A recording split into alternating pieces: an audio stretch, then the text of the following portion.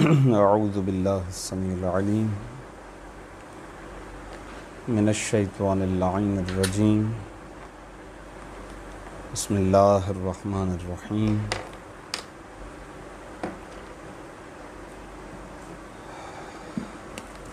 الحمد للہ رب العالمین وصلی اللہ علی محمد وآلہ الطاہرین اللہم صلی علی محمد وآل محمد وعجل فرجہم۔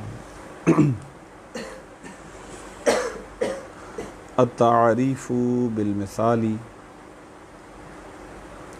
والطریقۃ الاستقرائیۃ۔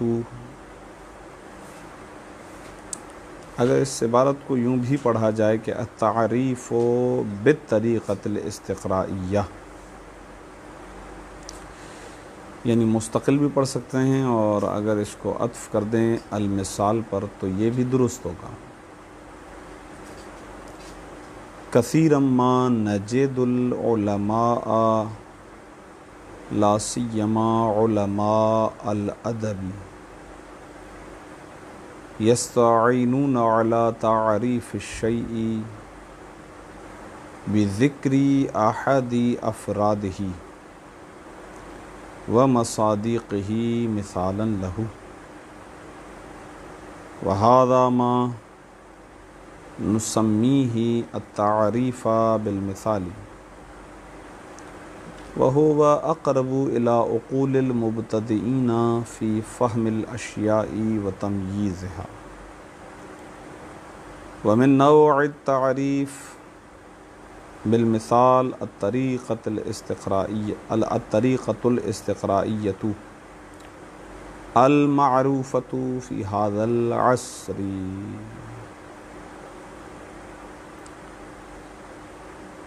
کہہ رہے ہیں آگا کہ آپ کی خدمت میں اقسام تعریف بیان کرنے کے بعد ایک اور بحث آگے آنے والی ہے جو کہ اصل بحث ہے، اور وہ ہے شروط تعریف کی شروط۔ ان دونوں کے مابین ایک رائج طریقے کی طرف اشارہ ہے، اور وہ رائج طریقہ یہ ہے کہ بسا اوقات چھوٹے بچوں کے لیے یا مبتدی حضرات کے لیے کسی مفہوم کلی کو ان کے ذہنوں تک پہنچانے کے لیے مثال کا سہارا لیا جاتا ہے، براہ راست تطبیق علی المثال۔ تو بسا اوقات ایک مثال کے ذریعے سے، بسا اوقات چند مثالوں کے ذریعے سے۔ تعریف میں بھی ایسا ہوتا ہے کہ تعریف کے لیے کسی مفہوم کلی کا بیان نہیں لایا جاتا، بلکہ بسا اوقات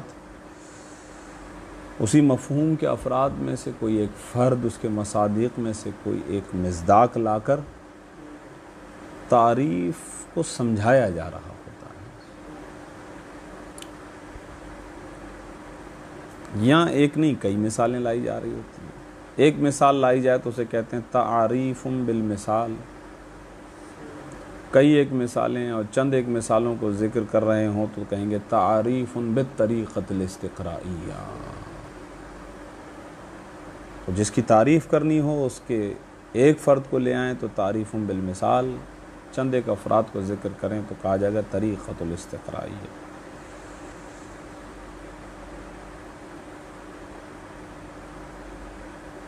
البتہ اس کا تعلق جیسا کہ عرض کیا کہ ابتدائی طلاب یا بچے یا آہستہ آہستہ علوم کے اندر وارد ہونے والے افراد کے لیے ہم مثالوں کے اندر جاتے ہیں، تاکہ کیونکہ وہ ان کے عقول کے قریب ہوتے ہیں، اس لیے پھر آہستہ آہستہ وہ خود بخود ان چند ایک مثالوں کے ذریعے سے ایک مفہوم کلی کو اخذ کر لیتا ہے، پھر تعریف بن جاتی ہے۔ خوب یہاں پر ممکانی طور پر ایک سوال ذہن میں آ سکتا ہے، وہ یہ کہ آقا آپ نے 4 قسمیں تعریف کی، چونکہ آپ اسے بھی تعریف کا نام دے رہے ہیں، تو یہ جائے گی ان چاروں میں سے کہیں کسی ایک میں، یا یہ پانچویں قسم بنے گی؟ پانچویں تو کوئی ہے نہیں، وہ تو عرض کر دیا. یہ ہم ان چاروں میں سے کسی ایک کی طرف، اور وہ ہے رسم ناقص. ہم اس کو رسم ناقص کی طرف پلٹائیں گے ایک طرح سے. رسمی یعنی وہی خاصے والی، جنس ونس تو کوئی ہے نہیں یہاں پر، اور نہ ہی کوئی فصل ہے. مثلا سوال کیا جائے مل انسان، جواب میں ڈائریکٹ اس کے افراد میں سے کسی ایک فرد کو ذکر، جیسے زید. صحیح ہے، جیسے زید.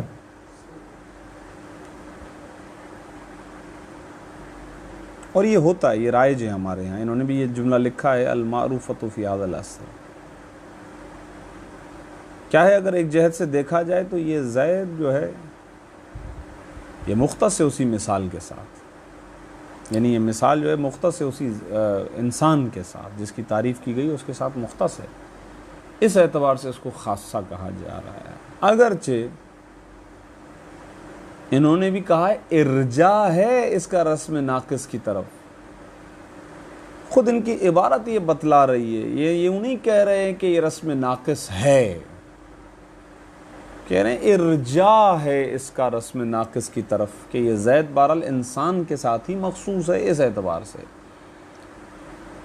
جبکہ صراحت کے ساتھ بعض افراد نے اعتراض کیا ہے کہ ٹھیک ہے، آپ کی بات جو ہے وہ آپ کی عبارت کی وجہ سے ہم قبول کر لیتے ہیں جس طرح کی آپ نے عبارت استعمال کی ہے، وَإِلَّا ہم اس کو کلی طور پر رسم ناقص نہیں کہہ سکتے، کیونکہ ہم پیچھے بیان کر چکے ہیں کہ معرف اور معرف میں جو ہے وہ برابری ہونی چاہیے. صحیح نہیں ہے؟ خاصہ بھی شاملہ ہونا چاہیے جو بالکل معرف سے مساوی ہو، جبکہ یہاں پر ایسا نہیں ہے. تو یہاں پر یہ مسئلہ بہرحال پیش آ رہا ہے. مساوی آیا تھا کل، یعنی کیا مطلب تعریف سے کیا خلاصہ بننا چاہیے؟ دو ہاں نتیجہ آئے تھے، اس یہی مفہوم آیا ہے، مفہوماً عرض کیا ہے کہیں پہ مطلب یہ. جی جی ٹھیک ہے، یہ ایک مطلب آ گیا. ٹھیک ہے.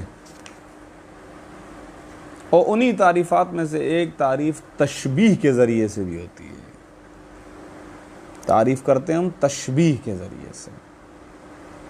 اس کو بھی یہی کہتے ہیں کہ آگا یہ تعریف بھی ہماری جو ہے بہرحال پلٹے گی ادھر ہی، رسم ناقص کی طرف. وہ ہے التعریف بالتشبیہ. دو چیزیں اصلاً جو ہے وہ ایک چیز کو سمجھانے کے لیے آپ دوسری چیز ایسی لا رہے ہیں کہ ان کے مابین صرف تشبیہ ہے. تساوی تو دور کی بات، ممکن ہے کہ ان کے اندر تباین ہو. زید کیا ہے؟ زید پھول ہے، کہتے ہیں ہم اس طریقے سے استعمال ہوتا ہے.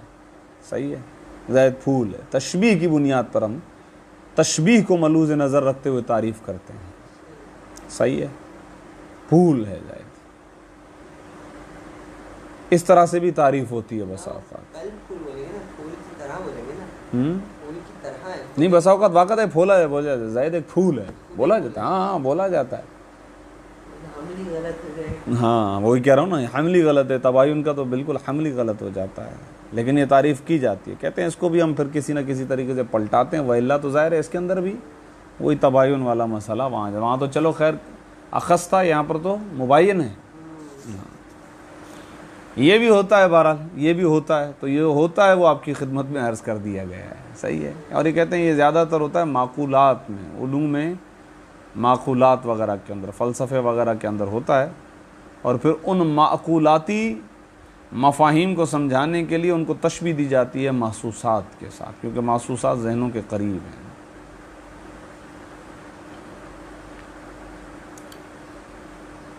خوب مطلب تقریباً واضح ہے، عبارت کے اندر انشاءاللہ کوئی دقیق بات نہیں ہے. اسی لیے ہم آتے ہیں عبارت کی طرف تاکہ تھوڑا سا عبارت آگے بڑھے. بسم اللہ الرحمن الرحیم. اللہم صل علی محمد و آل محمد وعجل فرج. التعریف بالمثالی، تعریف مثال کے ساتھ یا مثال کے ذریعے، والطریقۃ الاستقرائیۃ، اور تعریف طریقہ استقرائیہ کے ساتھ یا اس کے ذریعے، یا تو خود بل بیچ کریں یا تو مثال بیچ کریں. ہاں یعنی ایک مرتبہ مطلقاً ہم کہیں کہ طریقۃ الاستقرائیہ، تعریف الطریقۃ. ہاں تعریف الطریقۃ الاستقرائیہ، ایک مرتبہ ہم کہتے ہیں طریقۃ الاستقرائیہ، گویا یہاں پر ہم نے مضاف کو محذوف کر دیا ہے، تعریف یہاں پر محذوف ہے. مراد ہماری یہ ہے کہ جو طریقہ استقراءیہ کے ذریعے سے تعریف کی جائے.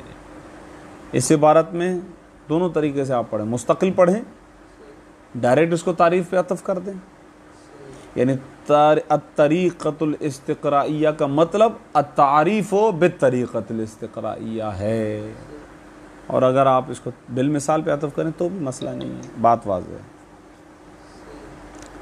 کثیرا ما نجد العلماء، بہت زیادہ ہم پاتے ہیں علماء کو.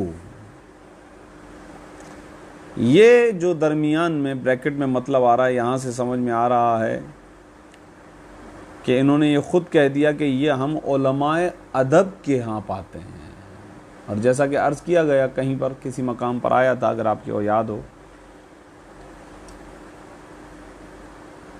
علی عدل، عرض کیا گیا تھا کہ یہ حمل صحیح نہیں ہے. ادب سے مراد یہاں پر نحو ہے، صحیح ہے. وہ یہاں پر عربی میں جب ادب کا استعمال ہو تو وہی یعنی عربی زبان.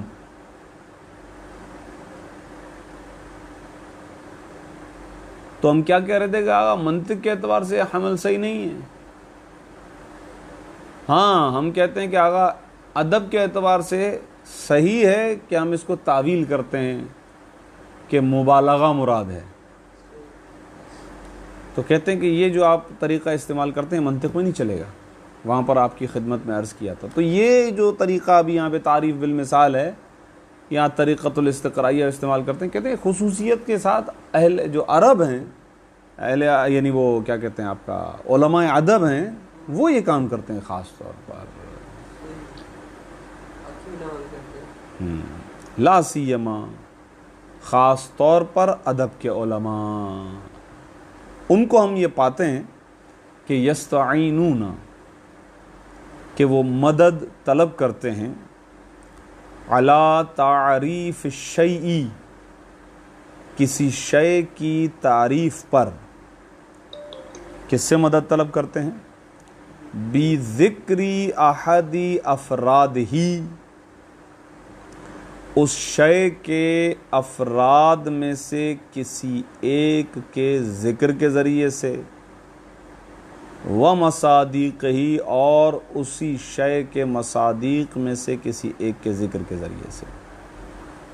مثالا لہو، اس شے کے لیے مثال کے طور پر. یستعین مثالا لہو، صحیح ہے. ہاں یہ مثال کے طور پر، یہ تمییز ہے، مثال سے نہیں ہے، یعنی مثال کے طور پر، کیونکہ احد ہے نا، وہ احد ہی مثال ہے. اب اس احد سے لیں گے مثال کے طور پر، احد لے کر آئے ہیں بطور مثال لہو، اس شے کے لیے. وہ تو ظاہر ہے کہ بالمثال، بالمثال کو کھول دیا بذکر احد افراد ہی، یہی تو تشریح ہے اس کی. ٹھیک. وَهَذَا مَا نُسَمِّيهِ التَّعْرِيفَ بِالْمِثَالِ، اور یہ ہے وہ چیز کہ جس کو ہم نام دیتے ہیں تعریف بالمثال. اب یہ ہے وہ چیز یعنی بذکر احد افرادہ ومصادیقہ، یہ ہے وہ چیز، یہ ہے وہ کام. تعریف الشیء بذکر احد افرادہ ومصادیقہ، اس کی طرف یہ حاذا کا اشارہ ہے. یہ ہے وہ شے کہ جس کو ہم موسوم کرتے ہیں تعریف بالمثال کے ساتھ. وَهُوَ اقرب الی عقول المبتدئین فی فہم الاشیاء و تمییزها، فرماتے ہیں اور یہ چیز قریب ترین ہے مبتدئین کی عقول کی جانب، قریب ترین ہے یہ۔ اور ہم کیونکہ بہرحال اتنا زیادہ تو نہیں، تھوڑا تھوڑا سا، لیکن یہ چیزیں ہم خود اپنے اندر میں وجداناً محسوس کرتے ہیں۔ وہی ادبیات جب ہم سیوطی میں پڑھا رہے ہوتے ہیں، الفاظ بدل جاتے ہیں، ہمارے انداز بدل جاتا ہے، لیکن شرح امثلہ میں ہوتے ہیں تو ایسی ایسی کہانیاں، ایسی ایسی باتیں، ایسے ایسے الفاظ کسی مفہوم کو سمجھانے کے لیے استعمال کر رہے ہوتے ہیں۔ اب وزن، کل ہی میں سوچ رہا تھا اپنے طور پہ، آغا مجلس پڑھ رہے تھے تو وزن سمجھا رہے تھے، ہر چیز کا وزن، تو مجھے ذہن میں آیا کہ جب ہم صرف میر میں وزن پڑھاتے تو میں کیا لفظ استعمال کرتا تھا، میں کہتا تھا بٹا، وہ جو بٹا جو ہم کسی چیز کو تولنے کے لیے ایک طرف ڈالتے ہیں، ادھر 1 کلو آلو ڈالے اور ادھر ہم نے 1 کلو کا بٹا رکھا، اس کو اردو میں کہتے ہیں بٹا، صحیح ہے۔ تو اب وہ مثالیں ہم اس طریقے کی لا رہے ہوتے ہیں کہ بھئی یہ مثال لے کر آئے، یہ وزن برابر ہو گیا ہے، ہاں ایک طرف فعلا، تو فعلا ایک بٹا ہے، صحیح ہے، اس کا ضربہ کا تو یہ ہم کرتے کیوں؟ کیونکہ مبتدی کا جو ذہن ہے اس کو ان مثالوں کے ذریعے سے ان مفاہیم تک پہنچانا جو اس کے ذہن کے قریب ہیں۔ تو زیادہ ہم کوشش کرتے ہیں کہ وہ مصادیق جن کو وہ دیکھتا ہے انہی میں سے کسی ایک کو پکڑ لیں، پھر لے جائیں اس کو اس کے مفہوم کلی کی طرف۔ یوں خوب یہاں پر یہ جو کہا کہ وَهُوَ أَقْرَبُ إِلَىٰ عُقُولِ الْمُبْتَدِئِينَ فِي فَهْمِ الْأَشْيَاءِ وَتَمْيِيزِهَا، یہ دونوں چیزیں تعریف کا مقصود بھی تھیں، اگر آپ کو یاد ہو، فی فہم الاشیاء یہ مقصد اول تھا، وتمییزها یہ مقصد ثانی تھا، اور ان اشیاء کو تمییز دینے میں یہ طریقہ جو ہے وہ قریب ترین ہے۔ وَمِن نَوْعِ التَّعْرِيفِ بِالْمِثَالِ، اور تعریف بالمثال کی ہی قسم میں سے ہے الطریقۃ الاستقرائیۃ، طریقہ استقرائیہ، المعروفۃ فی ھذا العصر، جو کہ مشہور ترین ہے ہمارے عصر میں، جو معروف ہے، پہچانا ہوا ہے، جانا پہچانا ہے ہمارے زمانے میں، التی وہ طریقہ استقرائیہ، یدعو لہا، لا کو بے معنی الا لیں گے تو معنی زیادہ واضح ہوگا، کہ جن کی جانب یا جس کی جانب بلاتے ہیں، پکارتے ہیں علماء التربیتی، علماء تربیت، لتفہیم الناشئتی، ناشئہ سے مراد وہی المبتدئین، نئے نئے وجود میں آنے والے، یعنی نئے طالب علم، مبتدی بچے، صحیح ہے وہ بھی ایک اعتبار سے صحیح ہے، عمر کے اعتبار سے یہاں پر معیار نہیں ہوگا، ایک اعتبار سے دیکھا جائے، صحیح ہے نا، ہاں ہاں، مطالب کے اعتبار سے دیکھا جائے، صحیح ہے، ناشئہ لتفہیم ناشئتی، سمجھانے کے لیے ان کو، اور دوسرا کام لتفہیم ناشئہ و ترسیخ القواعد، اور قواعد کو راسخ کرنے، والمعانی الکلیتی، اور معانی کلیہ کو راسخ کرنے کے لیے، کہاں پر راسخ کرنے کے لیے؟ فی افکارہم، ان کی افکار میں پہنچانے، تو وہ قواعد اور معانی کلیہ ہیں، ان کے لیے درمیان میں ہم واسطہ قرار دیتے ہیں طریقۃ الاستقرائیہ کو۔ بھئی یہ ہے کیا طریقۃ الاستقرائیہ جسے آپ نے تعریف بالمثال کی نو میں سے قرار دیا؟ کریں وہی الطریقۃ الاستقرائیہ، یہ وہ چیز ہے کہ ان یکثر المؤلف، کہ مؤلف کثرت کرتا ہے، زیادہ کرتا ہے، اول مدرسو، اگر وہ کتاب لکھ رہا ہے تو مؤلف، درس پڑھا رہا ہے تو مدرس، قبل بیان تعریفی او القاعدتی، تعریف کے بیان سے قبل، او القاعدتی یا قاعدے، تقریباً ایک ہی چیز ہے، کوئی مسئلہ نہیں۔ البتہ مؤلف اور مصنف میں بھی فرق ہے، آپ کو پتہ ہے نا؟ اچھا نہیں پتہ ہے۔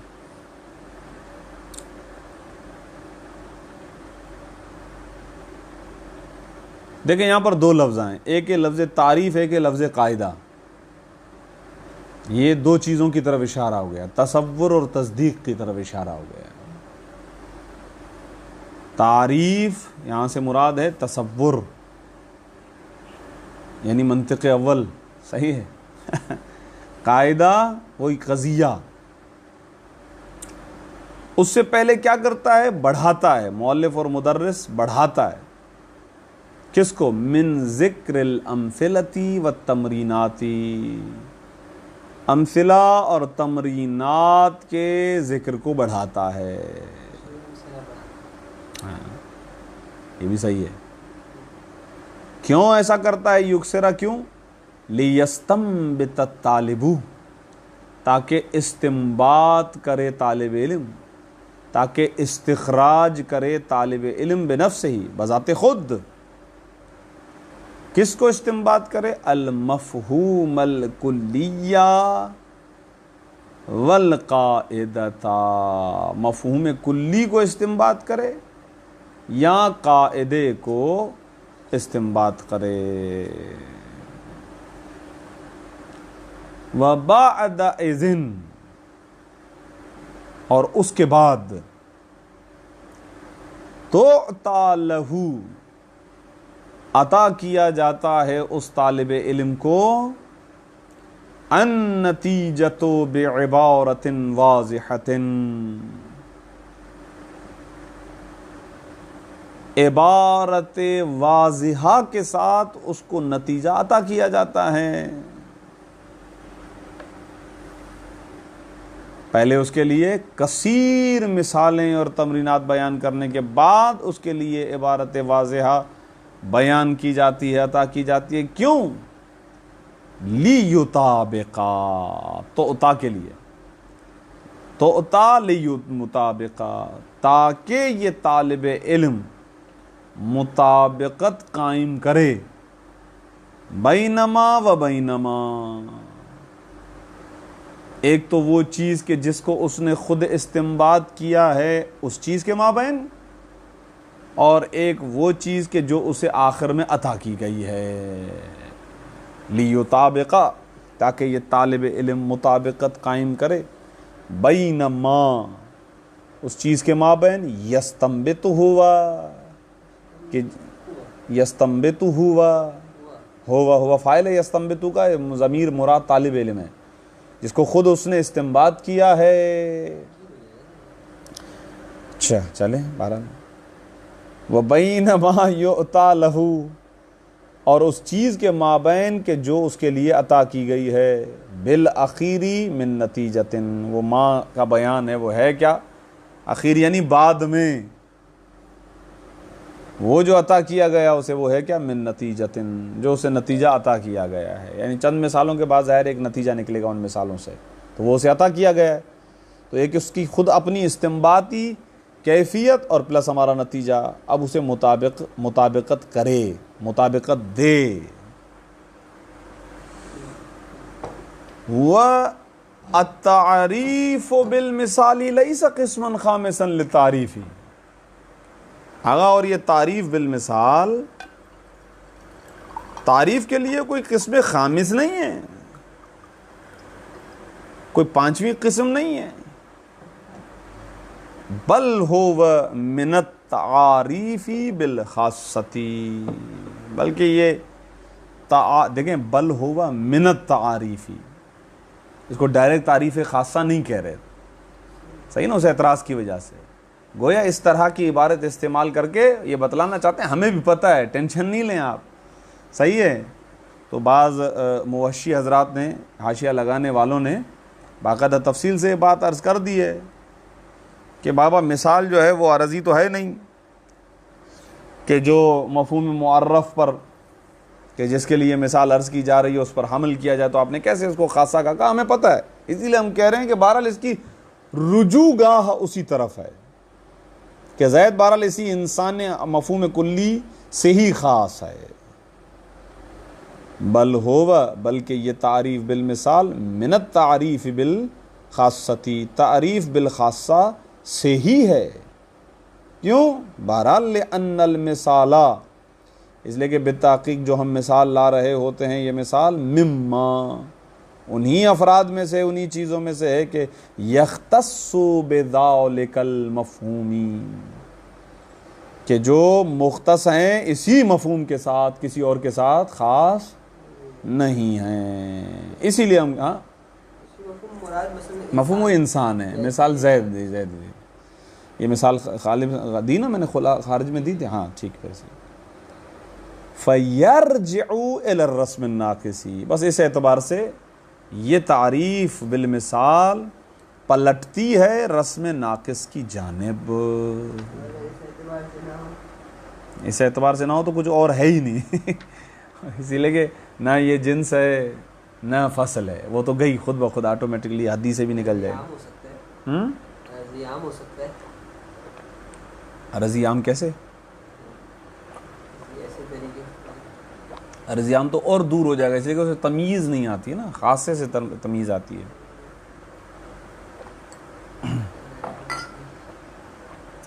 اوپر کہا نا کسی حد تک آ جاتی ہے تمیز۔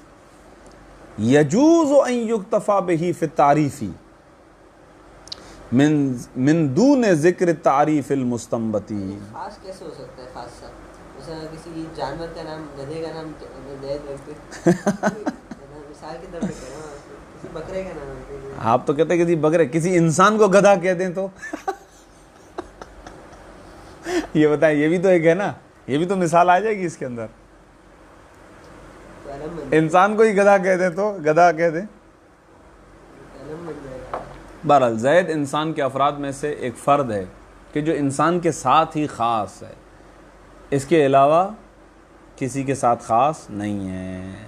فرد انسان یا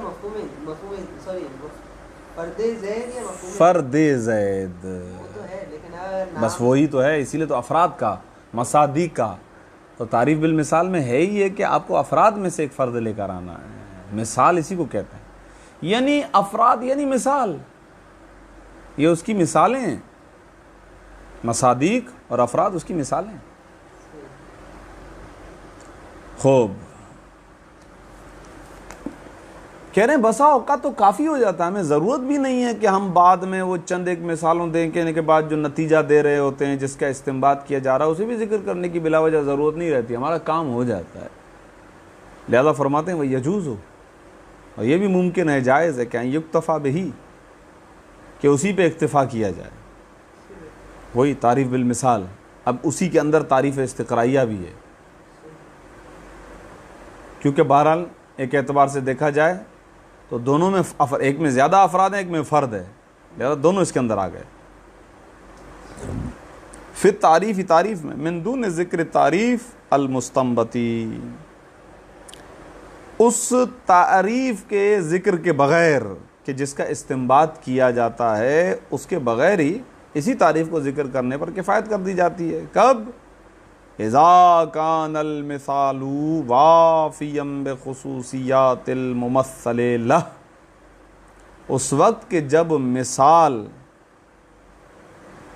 وافی ہو، وفا کرنے والی ہو، بے خصوصیات الممثل لہ، جس ممثل سے مراد یہاں پر وہی معرف ہے،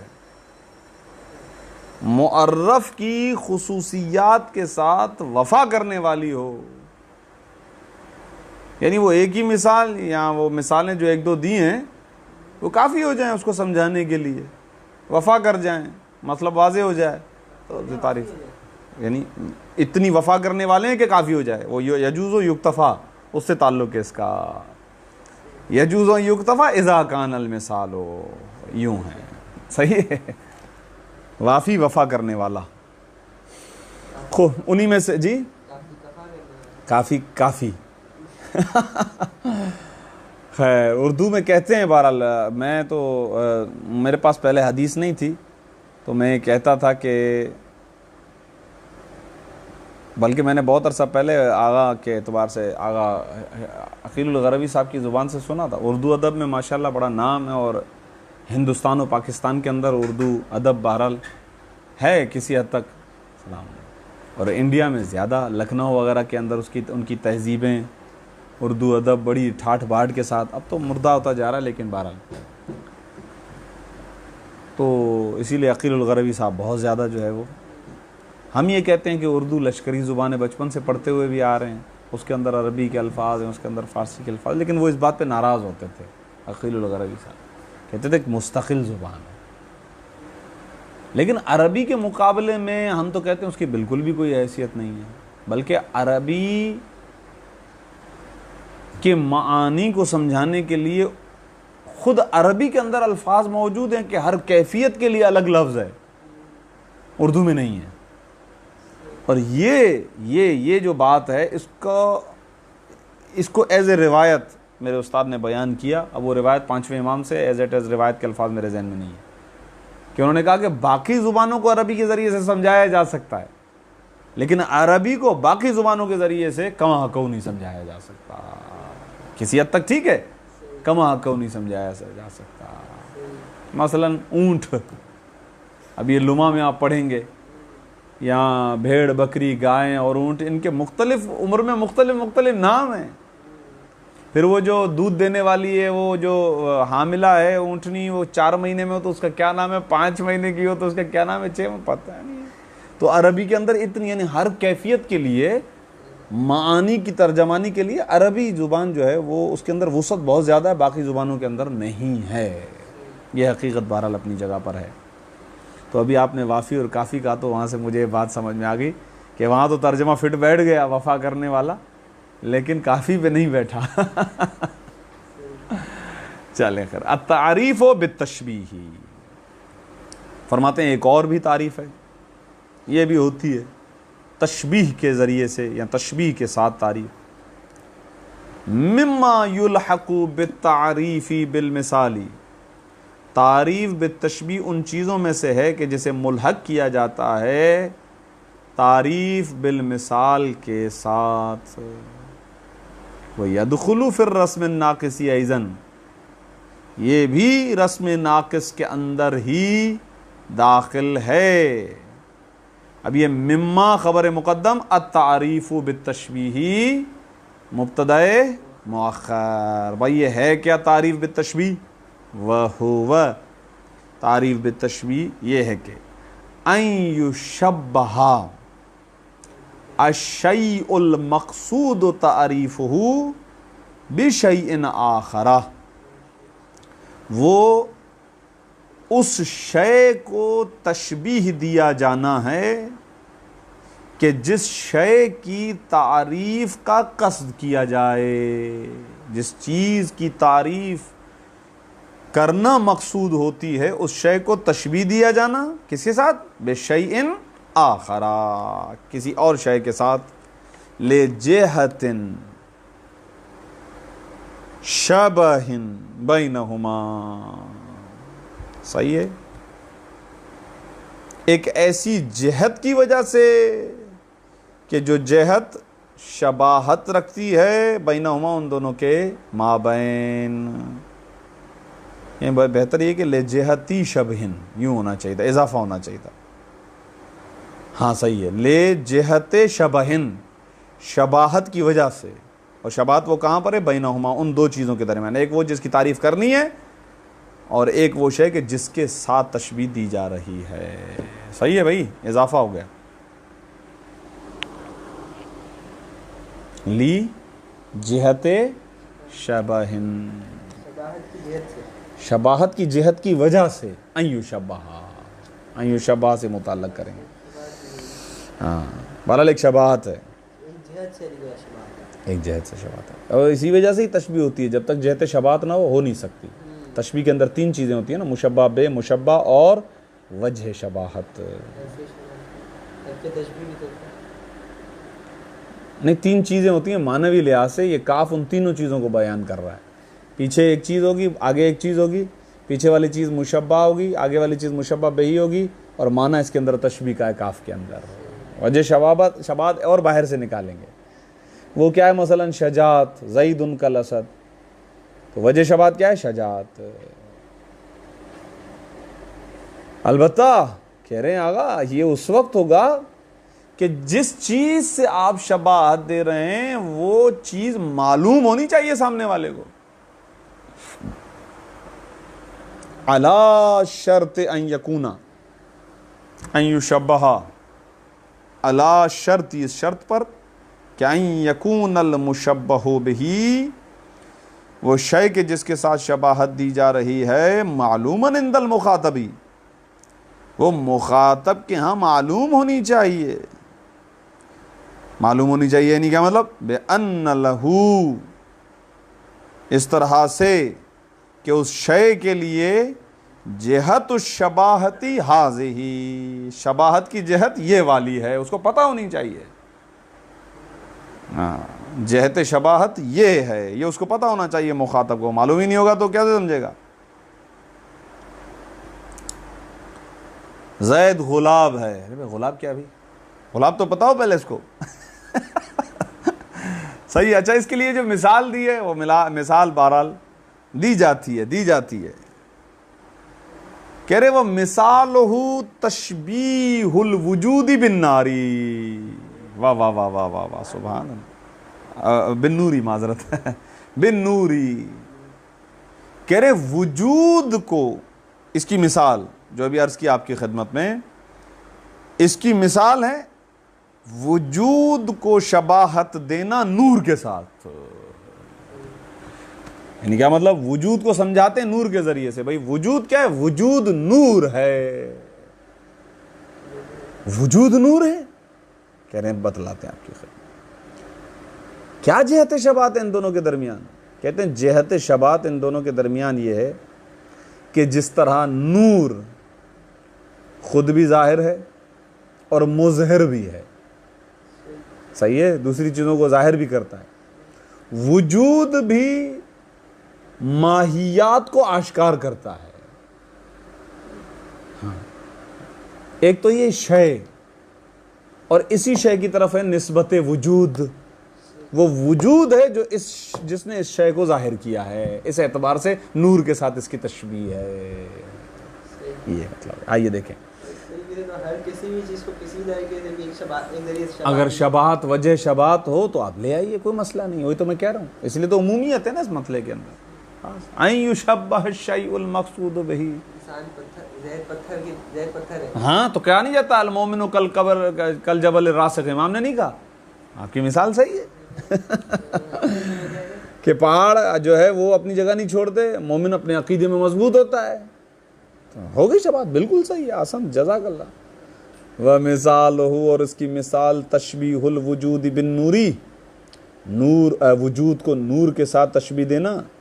وجہت الشبیہ بینہما، اور شباہت کی جہت ان دونوں کے درمیان کیا ہے کہ ان کل منہما، ان دونوں میں سے ہر ایک، یعنی وجود اور نور میں سے ہر ایک، ظاہر بنفسہ مظہر لغیرہ. واہ واہ واہ واہ واہ.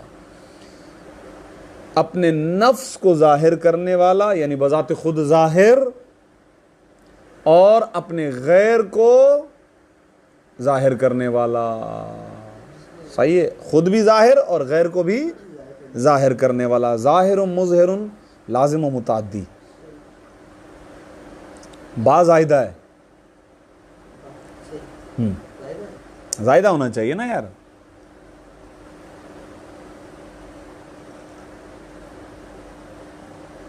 کہہ رہے ہیں ہم آپ کو آپ کی خدمت میں یہ بھی عرض کر دیتے ہیں کہ یہ کہاں بہرحال زیادہ ہوتا ہے، کہاں اس سے کام لیا جاتا ہے، تعریف بالتشبیہ سے کہاں کام لیا جاتا ہے، یہ بھی ہم آپ کی خدمت میں تھوڑا سا عرض کر دیتے ہیں. جی جی جی. اب اس میں اگر خدا سے شباہت دی جائے، جی کہیں گے اس میں ہم بھی سنتے ہیں، خدا بھی سنتا ہے. صحیح ہے، ہم بھی دیکھتے ہیں، خدا بھی دیکھتا ہے. اس کا مطلب ہمارے خدا کے ذریعے شباہت ہو جائے گی. شباہت ہوگی تو کیا مسئلہ ہے اس کے اندر؟ صحیح ہے مسئلہ. ویسے خدا چاہتا ہے میرا بندہ میری صفات کا مظہر بنے، ہے یا نہیں ہے؟ پھر حدیث ہے بڑی سخت، اگرچہ اس کی تشریح آج تک ہو رہی ہے لیکن حدیث ہے، یا ابن آدم اطعنی، اے اولاد آدم میری اطاعت کر، جعلتک مثلی. آپ بتائیں، آپ تو شبات کی بات کر رہے ہیں، تو مثل تک بات پہنچ گئی، خدا معاف کرے. صحیح ہے. تو انشاءاللہ بڑی کتابوں میں پڑھیں گے، اس حدیث پر بڑی گفتگو کی گئی ہے علم عرفان وغیرہ کے اندر. میرا تو سر چکر جاتا ہے، میں بند کر کے چلا جاتا ہوں. وَهَذَا النَّوْعُ مِنَ التَّعْرِيفِ، تعریف کی یہ نوع، يَنْفَعُ كَثِيرًا فِي الْمَعْقُولَاتِ الصِّرْفَةِ، کہتے ہیں آگا بہت زیادہ فائدہ دیتی ہے معقولات صرفہ کے اندر، یعنی وہ علوم کہ جو عقلی علوم ہیں انہیں کہا جاتا ہے معقولات صرفہ. نظری علوم، عقلی علوم، جیسے فلسفہ. صحیح ہے نا، دلیلیں ولیلوں سے کام ہوتا ہے، ایسے نہیں ہوتا. اندما یرادو، اس وقت کہ جب ارادہ کیا جائے، تقریبھا، ان معقولات صرفہ کو قریب کرنے کا ارادہ کیا جائے، الی الطالبی، یعنی الی طالب العلم، جو بھی ان کا طالب ہے، اس طالب علم کے ذہن کے قریب کرنے کے لیے ان معقولات صرفہ کو بتشبیہہا بالمحصولات، ان معقولات صرفہ کو محسوسات کے ساتھ تشبیہ دینے کے ذریعے. کیوں ایسا کیوں کیا جاتا ہے؟ کیونکہ آغا لِأَنَّ الْمَحْسُوسَاتِ إِلَى الْأَذْهَانِ أَقْرَبُ وَلِتَصَوُّرِهَا آلَفُ. کہہ رہے ہیں اس لیے کہ محسوسات اذہان کی بنسبت اقرب ہیں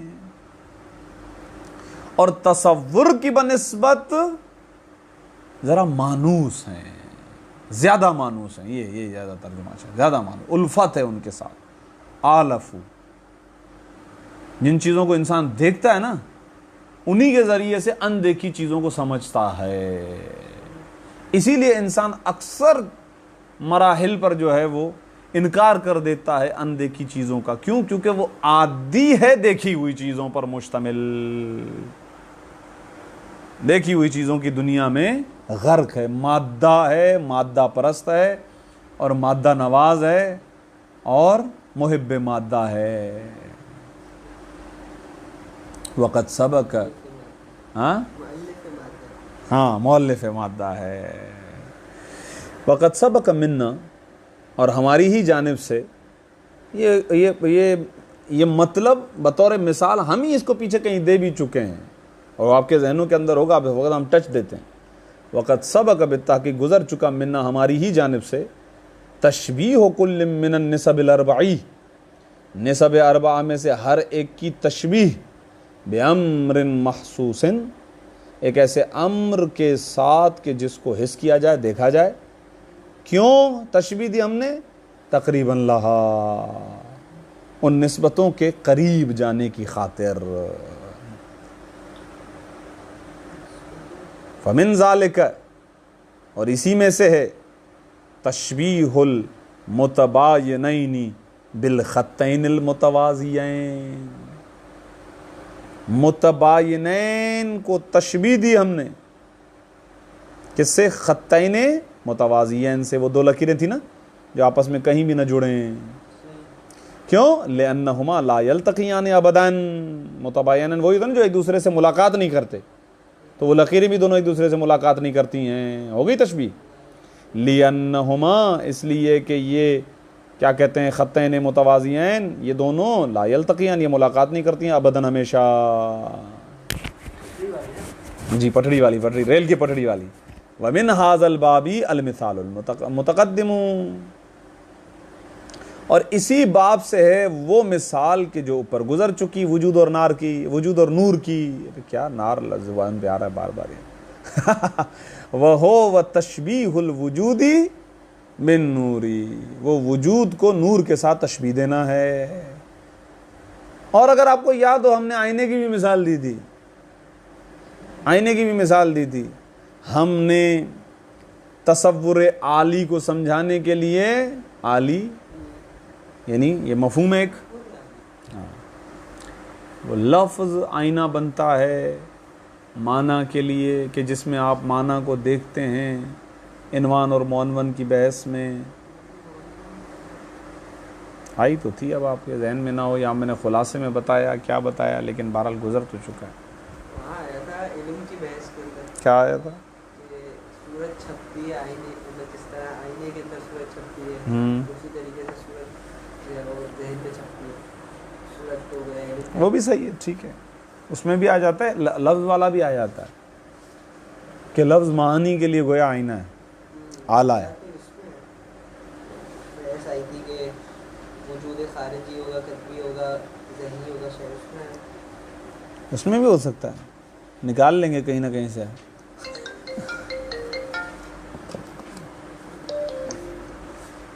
وَمِنْهُ، اور اسی باب سے ہے تشبیہ التصور العالی. تصور عالی کی تشبیہ بنظر الی المرأۃ،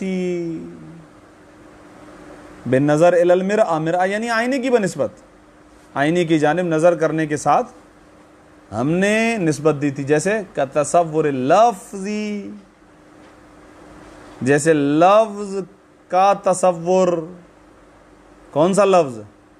حالت لتصور المعنی، معنی کے تصور کے لیے لفظ کیا ہے؟ آئینہ ہے.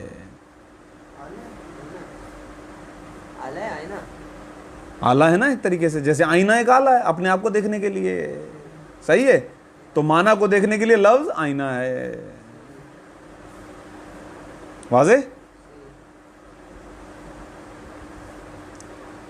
عزیر بھائی آپ کو دکھائی دیے تھے؟ آئے ہوئے نا، ٹھیک ہے. کیوں کہتے ہیں بن نظر الی المرأۃ؟ کیوں؟ بقصد النظر الی الصورۃ المنطبعۃ فیہا. لفظی ترجمہ کروں یا نہیں؟ منہ اسی باب سے ہے تشبیہ التصور العالی، تصور عالی کو تشبیہ دینا بن نظر الی المرأۃ، مرآ یعنی آئینہ، مرآ کی جانب نظر کرنے سے ہم نے تشبیہ دی تھی تصور عالی کو. جیسے تصور لفظ کہ جو اعلیٰ ہے معنی کے تصور کے لیے. یہ کیوں کیا تھا ہم نے؟ قصد ہمارا کیا تھا؟ بقصد النظر الی الصورۃ المنطبعۃ فیہا، اس قصد سے کہ نظر کی جائے اس صورت کی جانب کہ جو چھپتی ہے اس آئینے کے اندر. بھائی ہمیں کیا، میں نے آپ کو مثال اس طریقے سے دی تھی، اگر مجھے یاد آ رہا ہے، مجھے تو یہی یاد آ رہا ہے، آپ کو یاد آئے یا نہ آئے وہ آپ دیکھ لیجئے گا کہ میں نے کہا ایک مرتبہ آپ جاتے ہیں مارکیٹ میں آئینہ خریدنے کے لیے، اس وقت بھی آپ آئینہ دیکھتے ہیں، لیکن اس وقت آپ کی نگاہ عالی نہیں ہے، اس وقت خود آئینے کو آپ دیکھ رہے ہیں. صحیح ہے. پھر کیا ہوتا ہے؟ آپ گھر لے کر آتے ہیں، اب آپ نے دیوار میں لگا دیا، اب آپ آئینے کو اس نگاہ سے نہیں دیکھتے، اب عالی نگاہ سے دیکھتے ہیں، کیونکہ اپنے آپ کو دیکھنا ہے. تو المنطبعۃ فیہا. صلی اللہ علی محمد و آلہ الطاہرین. اللہ